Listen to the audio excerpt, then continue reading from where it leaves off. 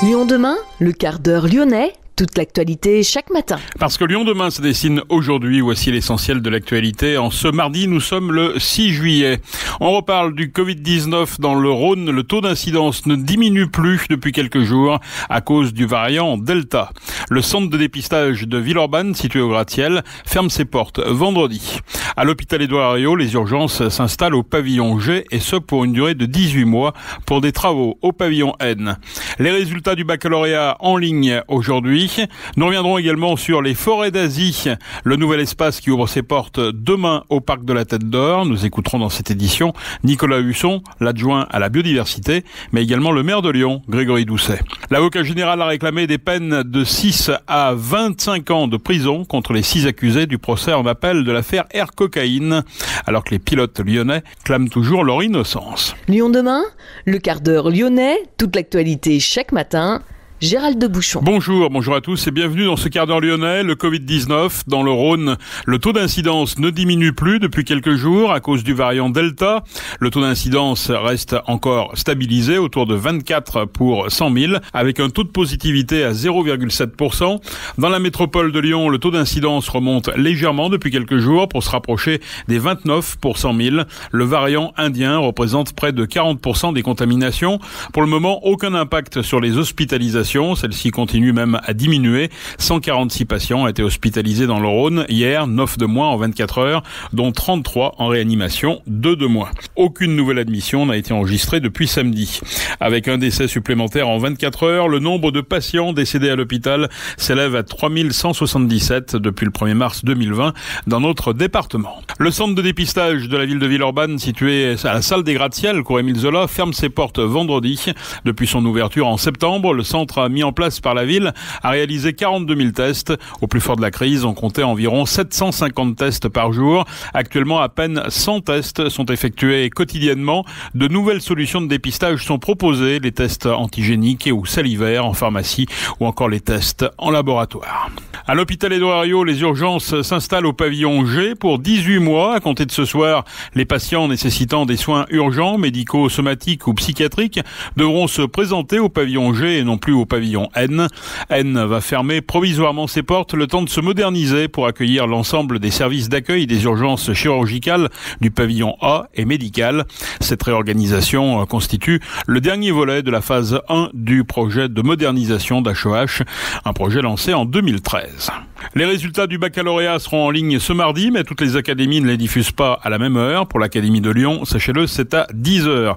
Seuls seront publiés les résultats des candidats du bac 2021 ayant accepté la diffusion de leurs données. Les autres doivent se connecter sur le site officiel avec leur convocation. Les épreuves de rattrapage auront lieu de mercredi à vendredi, date des résultats définitifs, et la session de remplacement, elle, programmée pour début septembre. Lyon demain, un site internet, du son, de l'image, un média complet pour les Lyonnais qui font avancer la ville. Les forêts d'Asie, c'est le nom du nouvel espace qui ouvre ses portes au public ce mercredi au parc de la Tête d'Or. C'est un projet lancé par Gérard Collomb, mais inauguré par Grégory Doucet. La nouvelle municipalité lyonnaise souhaite faire encore évoluer le zoo du parc de la Tête d'Or avec pour objectif de sensibiliser les visiteurs aux enjeux de la conservation de la biodiversité. Nicolas Husson, adjoint délégué à la nature en ville et à la protection animale. Il faut s'imaginer que le zoo a près de 200 ans d'existence et constitué dans un contexte qui était totalement différent. Lorsqu'il a été créé, c'était surtout un espace d'exhibition. On était dans le contexte des expositions coloniales où il convenait de montrer ce qu'il y a de plus beau à travers le monde. On présentait toute une collection de spécimens animaux. Parfois ils étaient vivants, parfois ils étaient morts dans les muséums. Les conditions n'étaient pas forcément très différentes et petit à petit, les zoos ont évolué dans ce rôle autour de l'animal et c'est surtout la notion de menace qui pèse sur la biodiversité qui a commencé à émerger à la fin du XXe siècle pour s'engager dans ce rôle capital qui conduit désormais la plupart des Européens de sensibilisation des publics, de pédagogie, de présentation des menaces que l'homme exerce sur la biodiversité. Et c'est pour ça que le Zoo de Lyon s'est engagé à présenter essentiellement des espèces qu'on appelle sur la liste rouge de l'UICN, c'est-à-dire de l'Union internationale de conservation de la nature.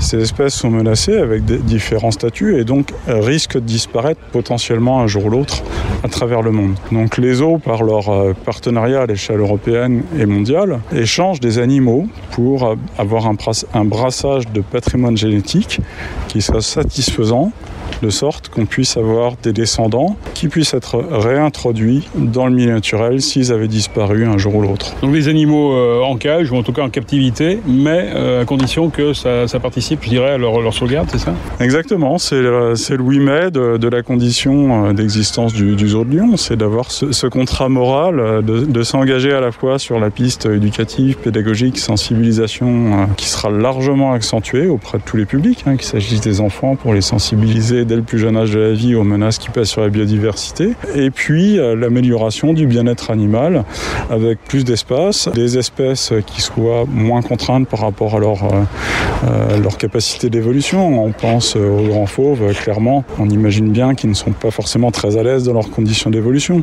Le couple de crocodiles va être envoyé au Maroc, c'est-à-dire dans un oued où il soit dans des conditions qui sont proches de son milieu naturel, où il pourra évoluer avec beaucoup plus de capacité qu'il n'avait dans ce tout petit enclos qui était le sien au sein du parc de la Tête d'Or. Ce nouvel espace aménagé dans l'ancien bâtiment des éléphants et aux abords abrite 20 espèces animales, soit 80 animaux. Le relogement de 11 espèces déjà présentes dans le zoo sur le nouveau site permettra d'améliorer le bien-être animal. L'objectif principal affiché par le maire de Lyon, Grégory Doucet.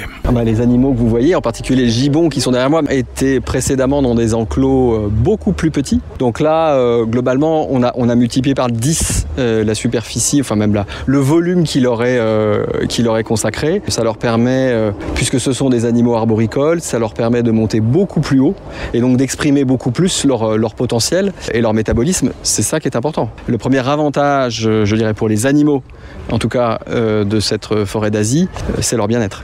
On les éloigne du grand public aussi ?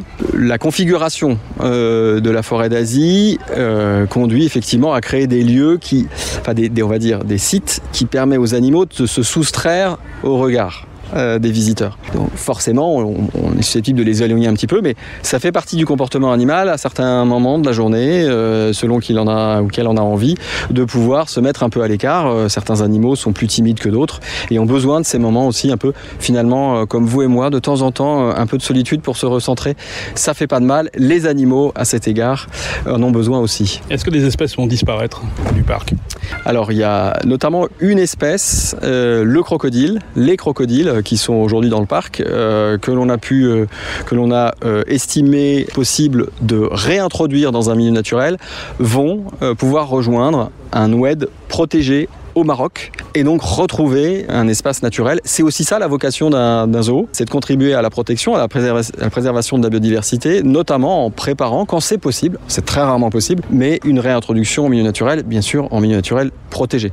Alors les animaux, l'essentiel des animaux qui sont dans le zoo aujourd'hui sont des adultes qui n'ont connu que la captivité, donc ceux-là sont bien sûr difficiles, voire impossibles à réintroduire. Certains pourront l'être, notamment à la faveur de nouvelles naissances. C'est ça aussi, c'est à ça que s'évertuent les programmes de protection de la biodiversité auxquels le zoo du parc de la Tête d'Or est bien évidemment associé, puisque en fait tout ce qui se fait ici se fait dans le cadre d'une coopération internationale entre zoos avec comme mission principale d'assurer la protection, la préservation de la biodiversité. Aucun animal n'a fait l'objet d'un prélèvement en milieu naturel. C'est-à-dire que les nouveaux animaux que vous allez découvrir dans cette forêt d'Asie sont des animaux qui viennent d'autres zoos. Et s'ils se trouvent aujourd'hui en forêt d'Asie, c'est parce que justement, à la Tête d'Or, on peut leur offrir un habitat, des conditions de vie bien meilleures que celles d'où ils viennent. Donc par exemple le couple de tapirs que l'on va accueillir ici se retrouve avec un espace plus grand, qui correspond davantage à son milieu naturel. Les échanges entre zoos permettent d'améliorer, de contribuer à l'amélioration du bien-être des animaux. Vous avez insisté sur la nécessité d'accompagner le public. L'idée pour vraiment former à la biodiversité, c'est de ne pas avoir un public qui reste contemplatif comme ce l'était dans les zoos précédemment. L'une des missions du zoo du parc de la Tête d'Or, c'est aussi de sensibiliser, d'éveiller les consciences aux grands enjeux de la protection de la biodiversité. Actuellement, on sait que nous sommes en train de vivre un moment d'épuisement, d'effondrement, certains disent, de la biodiversité. On parle même de 6e grande extinction des espèces. Et donc on a un devoir de préserver cette biodiversité. Les zoos doivent prendre leur part, bien sûr, en s'occupant d'individus, mais aussi en travaillant à l'éveil des consciences pour les visiteurs, pour faire comprendre que dans notre comportement quotidien, nous pouvons être, selon les choix que nous faisons, plutôt protecteurs ou au contraire plutôt destructeurs de la biodiversité.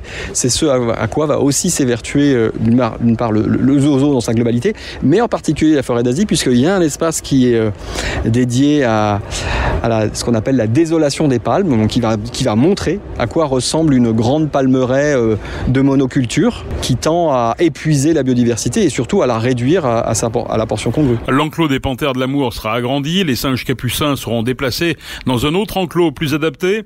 1 million d'euros devrait être encore investi pour mener à bien ces travaux complémentaires. Le zoo, comme l'intégralité du parc, restera en revanche gratuit. Nous reviendrons plus précisément demain sur ces forêts d'Asie et sur ce que le public pourra y découvrir. Lyon demain, média agitateur d'idées. L'avocat général a réclamé des peines de 6 à 25 ans de prison contre les 6 accusés du procès en appel de l'affaire Air Cocaïne qui clament leur innocence. Il a estimé que les pilotes lyonnais étaient des exécutants. Pascal Forêt, habitant de Saint-Cyr-au-Mont-d'Or, et Bruno Odos, qui vit lui à Autran, en Isère, employé par une société d'aviation de Bron, ont toujours juré qu'ils ne savaient pas ce qu'ils transportaient. Ils ont le droit, voire le devoir, de se poser des questions, a déclaré l'avocat général devant la cour d'assises d'appel d'Aix-en-Provence, estimant qu'il y avait eu un certain nombre d'alertes sérieuses avant leur arrestation en mars 2013 sur le tarmac de Punta Cana, en République dominicaine.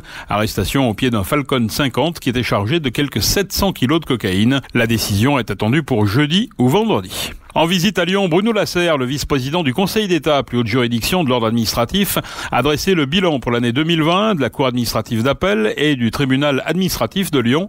En cette année un peu particulière, cette année de crise sanitaire, le tribunal administratif de Lyon a enregistré 9 460 affaires et en a jugé 10 051, soit des baisses d'environ 4% par rapport à 2019. Le délai moyen de jugement pour les deux juridictions reste stable, 1 an et 22 jours pour obtenir un jugement devant le tribunal administratif de Lyon. 1 an et 15 jours devant la Cour administrative d'appel.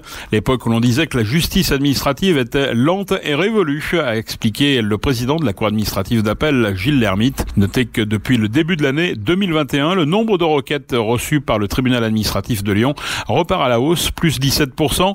La transition numérique via 2 plateformes, Télérecours et Télérecours citoyen, ainsi que le développement du processus de médiation comme alternative aux juges, sont les 2 grands chantiers des juridictions.